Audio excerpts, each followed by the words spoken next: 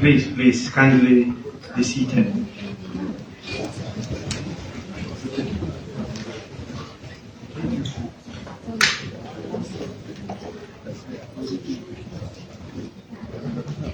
I believe I'm too young to wear the hat of an old lady.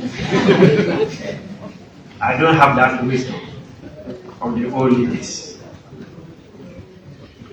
Let me also add my voice in welcoming all of you to this afternoon presser, and I'll do all I can to be as brief as possible.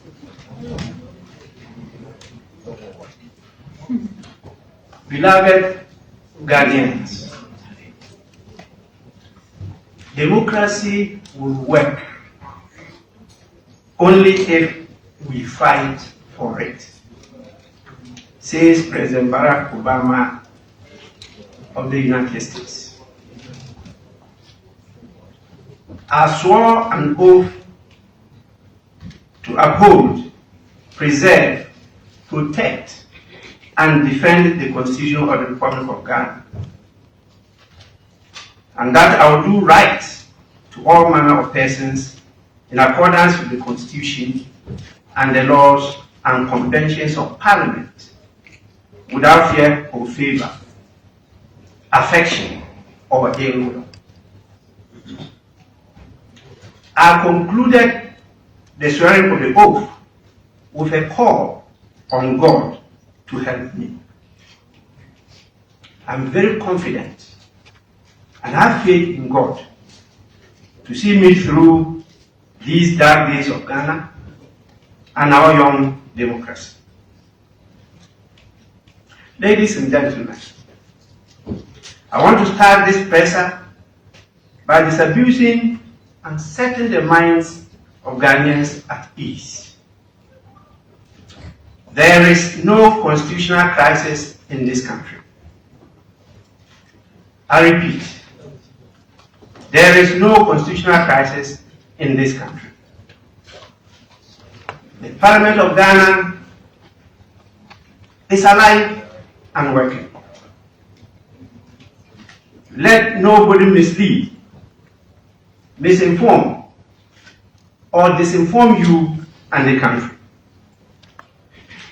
The democratic system we adopted and enacted, as captured in the Constitution 1992 and fleshed out in various laws, processes, procedures, and practices, is what has been triggered, and it is working. Let us allow it to work. Democracy is about the rule of law. Let the law work. The democratic system we adopted and enacted recognizes that in the course of operationalizing the system, disagreements will occur and challenges and problems will arise. The system has put in place mechanisms, structures and institutions, processes, procedures and rules to follow and apply to resolve the disagreement, convert the challenges into opportunities, and provide solutions to the problems. This is what is being pursued and applied. There is no constitutional crisis in the country. Beloved Ghanaians, I have served Parliament and the people of Ghana continuously for over 32 years as a politician and over 42 years as a public servant. I cherish the role Parliament plays in our democracy, and my mission is to leave Parliament a stronger institution than I met it.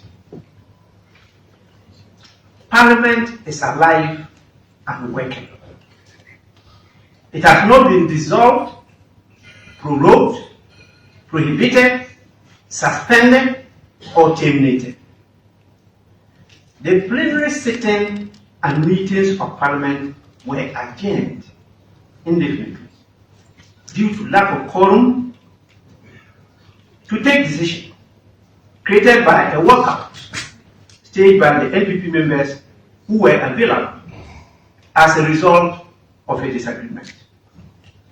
The cause of the disagreement, which led to a disorder, had to be resolved with time and engagement of many more leaders than those in Parliament.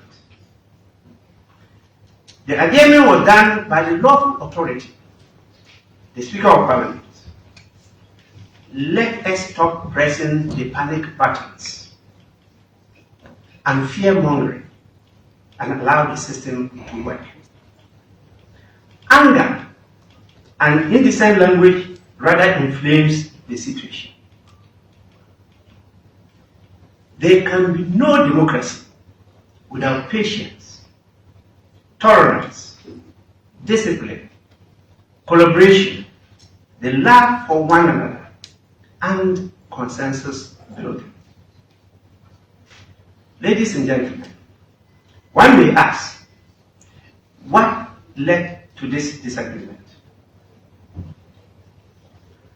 Following a statement by Honorable Dr. Sh0cks on a matter he considered to be of urgent public importance on the 15th of October 2024, and comments thereof by other members as permitted by the standing orders of Parliament, I communicated the findings of my inquiry into the matter as the Speaker of the House on the 17th of October 2024, the contents of which has been construed to be a ruling.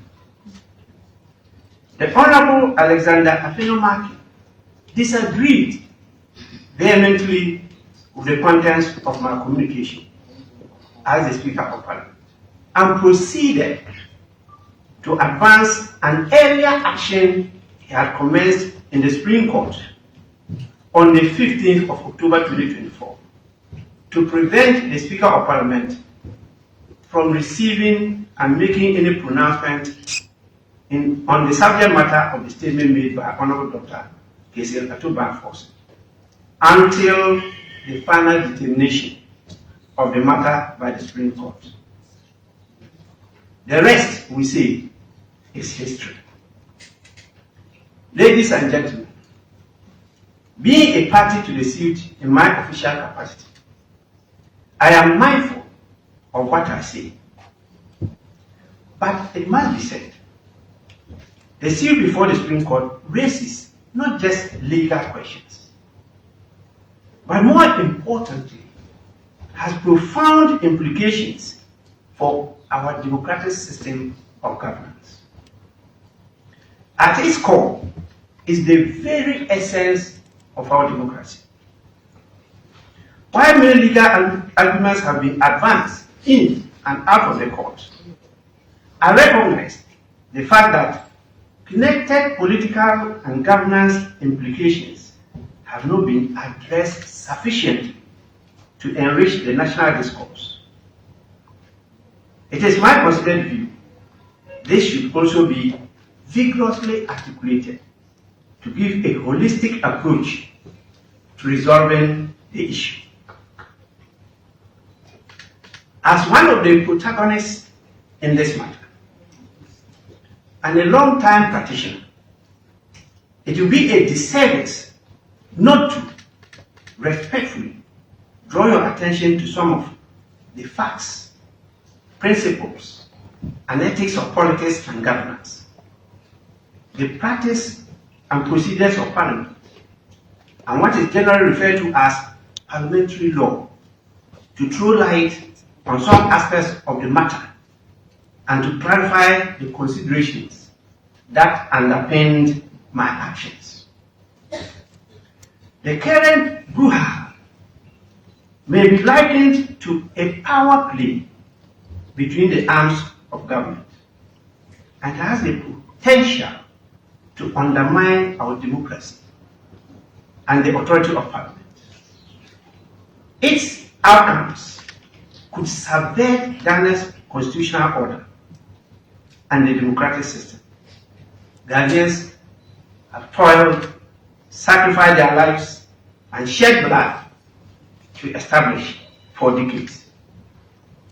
Ladies and gentlemen, recent acts of the judiciary and executive, and I see them as interference in the workings of Parliament, pose a direct challenge to the essence, jurisdiction, authority, powers, and functioning of the esteemed institution of Parliament, which is the repository of the sovereign will of the people of Ghana. It is increasingly becoming clear the judiciary and the executive are seemingly colluding to weaken Parliament.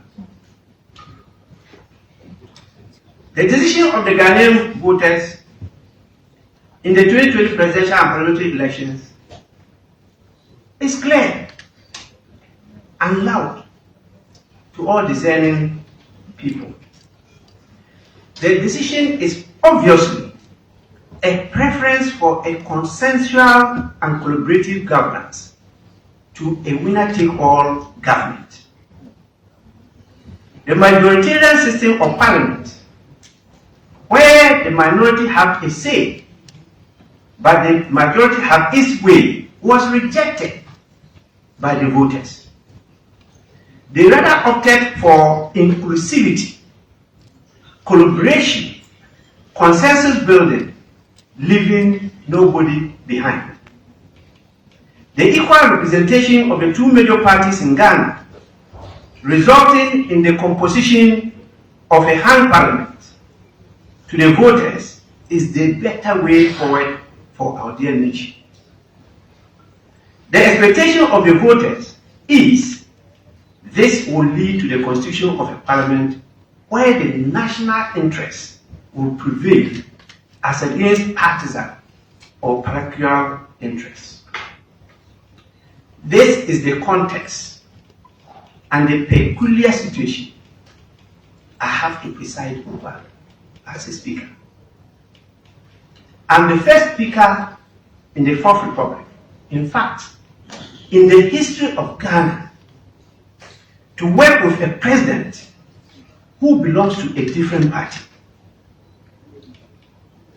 to work without a majority party in Parliament, but with an evenly divided Parliament, 137, 137 apiece. That is a hung Parliament. Decision making has therefore not been smooth sailing. As the Speaker of Parliament, I hold the balance in favor of the national interest, but sometimes bend backwards to accede to government requests because government has been given the mandate to govern.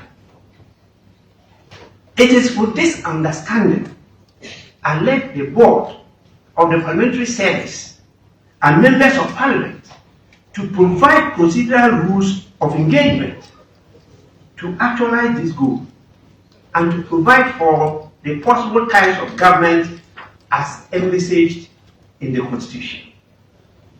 These possibilities include an election of an independent president to form a government,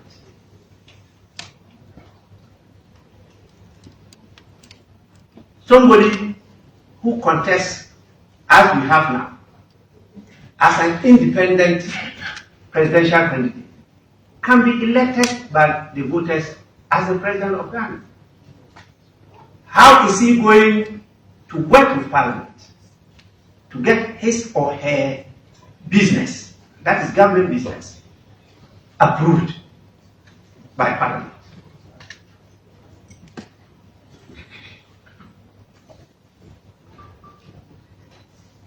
we have a possibility of a minority government where the voters vote for the president, but he has less members of parliament. And that is a minority government. How is he going to get the majority members of parliament to always approve his business for him to govern the nation? We can also have a coalition or a merger of parties government. And the familiar one we know is the majority government. These are possible governments constitutionally guaranteed in Ghana. In the current hand parliament, the new standing orders of parliament had to cater for such a government by a number of provisions in the standing orders. We also provided provisions for all the other options of government that are just displayed. For instance, a day which we call a decision day has been designated in the new standing orders, where the Speaker, in consultation with the leadership of the House, will set aside to allow members of Parliament who are ministers and deputy ministers the opportunity to be present in Parliament, to be counted in support of government position, to ensure government business does not suffer for lack of government members of Parliament in Parliament.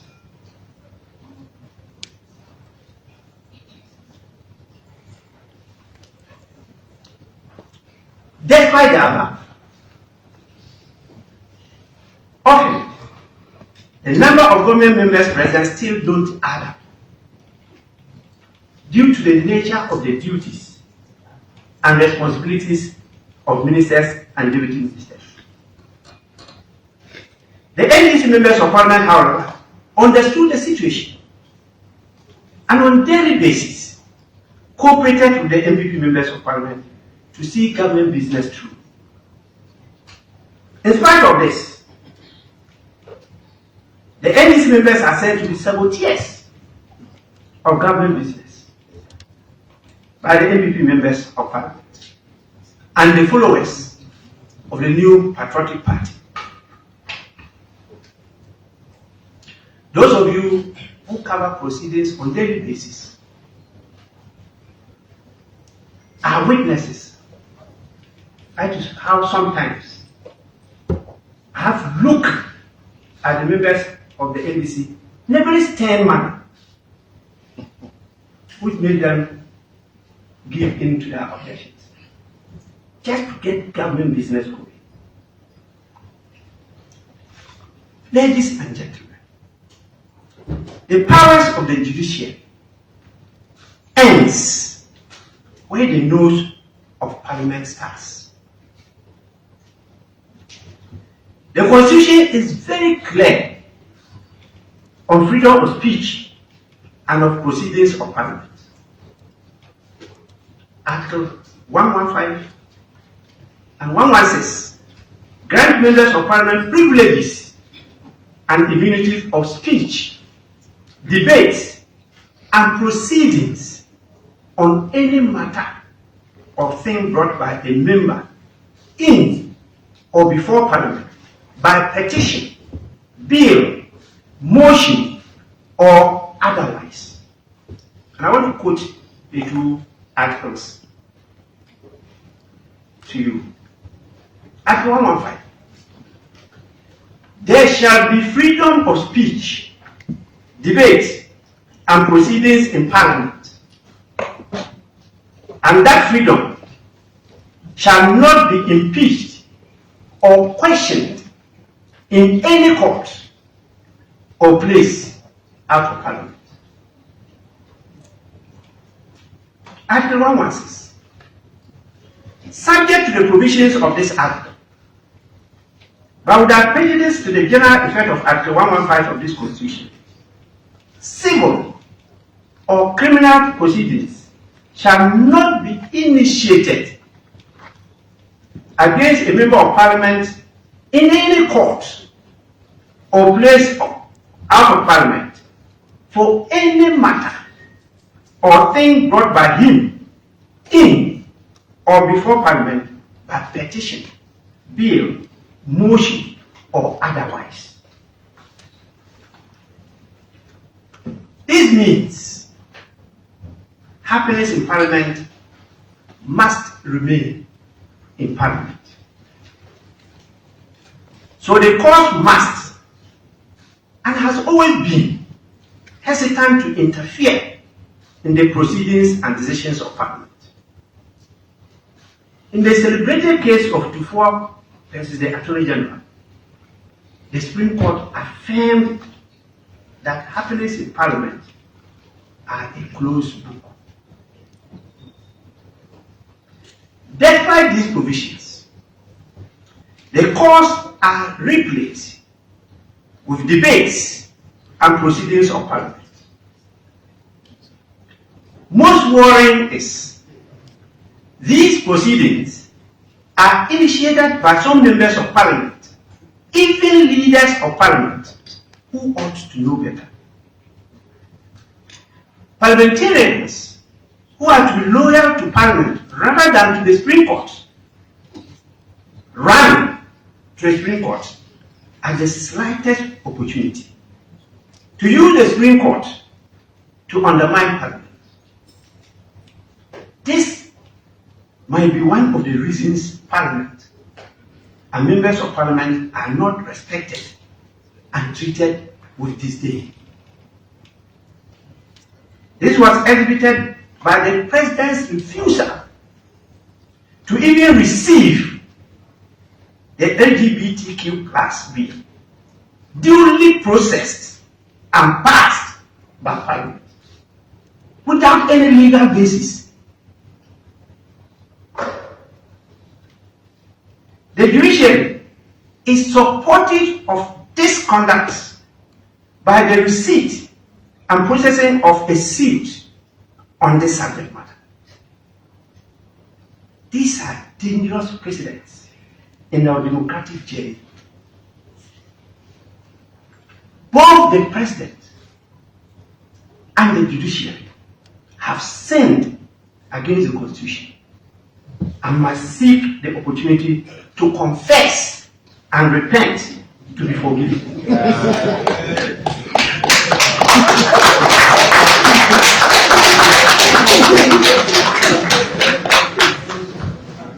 I am confident. I believe in the supremacy of the Constitution. Mark my words, the supremacy of the Constitution, not the supremacy of the judiciary or Supreme Court. I also believe in a vibrant Parliament that is respected and accorded its due on political questions as long established by law and decided cases.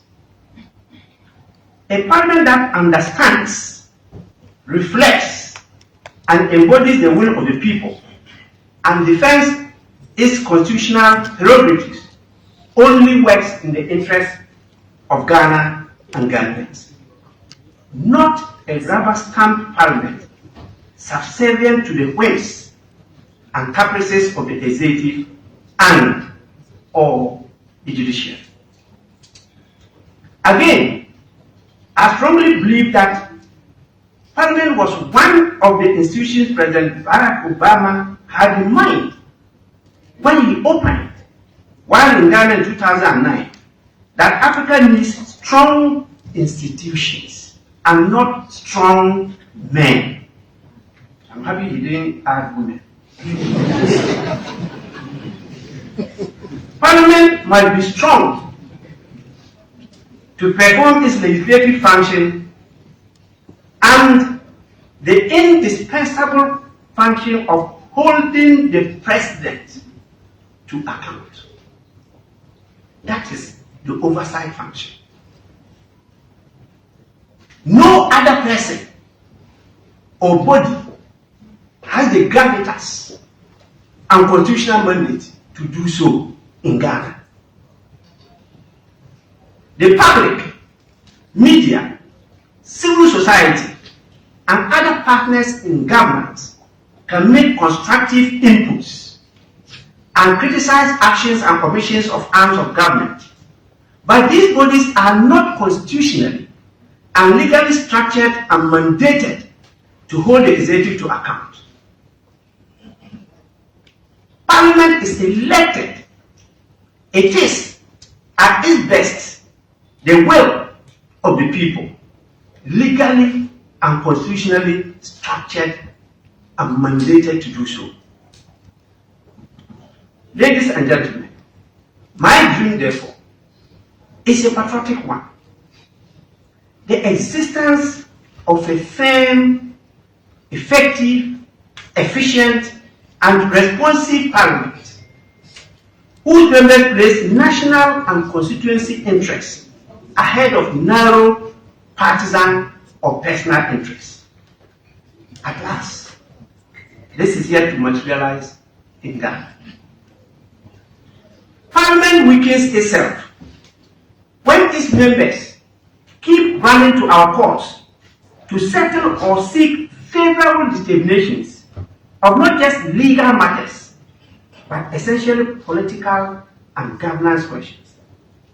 It is my strong belief the matter before the Supreme Court can be settled within Parliament through matured deliberations and compromises.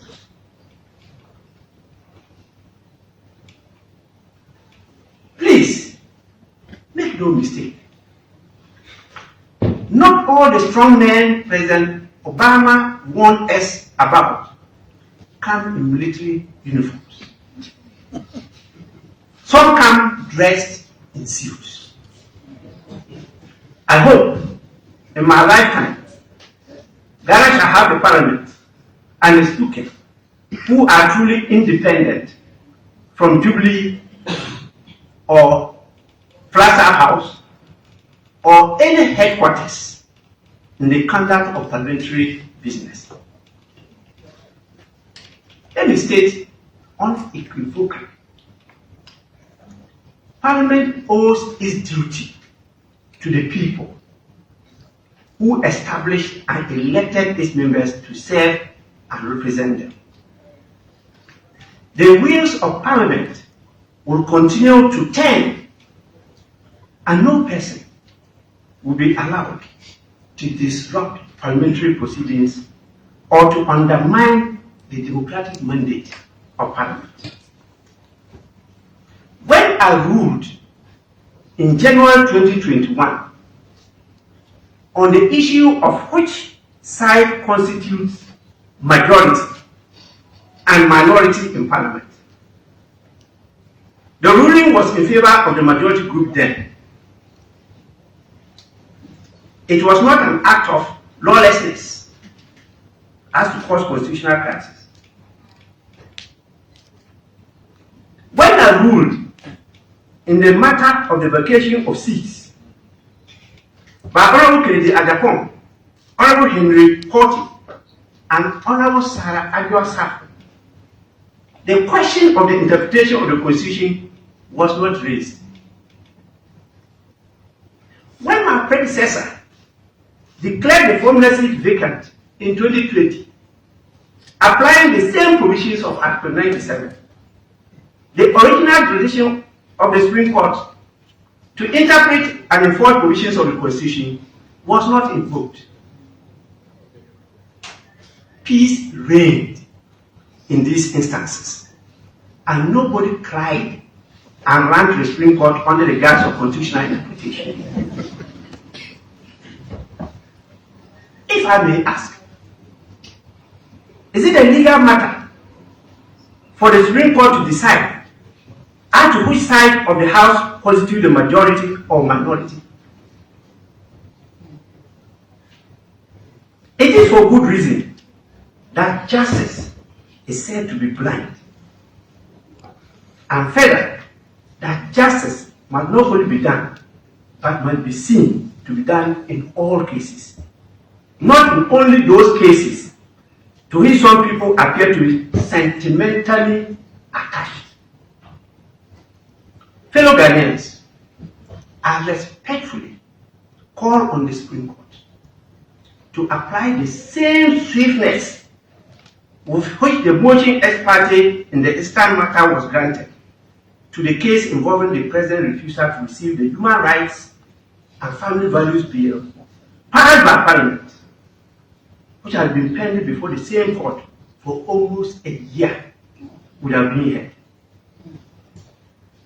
Ladies and gentlemen, consistency is not just an ideal, but the foundation of life. The court cannot enjoin 4 members of Parliament from serving their constituents for 12 weeks, but was very eager to deny the constituents of Afenyo their representation because of the issue of allegiance. The court cannot deny the constituents of South the sanctity of representation for years. The court cannot even see that the Constitution itself permits a denial of representation within 3 months to the holding of a general election. It's in the Constitution. Ladies and gentlemen, the Parliament of Ghana shall commence sitting as by law prescribed from tomorrow, November 7, 2024. I have earlier instructed the Clerk of Parliament to transmit the LGBTQ+ bill to the President for assent. Ladies and gentlemen, finally, I'm aware of the business the government wants to transact through Parliament, and I'm willing to cooperate and collaborate with government. Despite all that I have said, Ghana first. And all Ghanaians should bear the President, Parliament, the judiciary, and all our leaders in prayer for the betterment of our people and country. With this, I thank you all for your attention. Assalamu alaikum.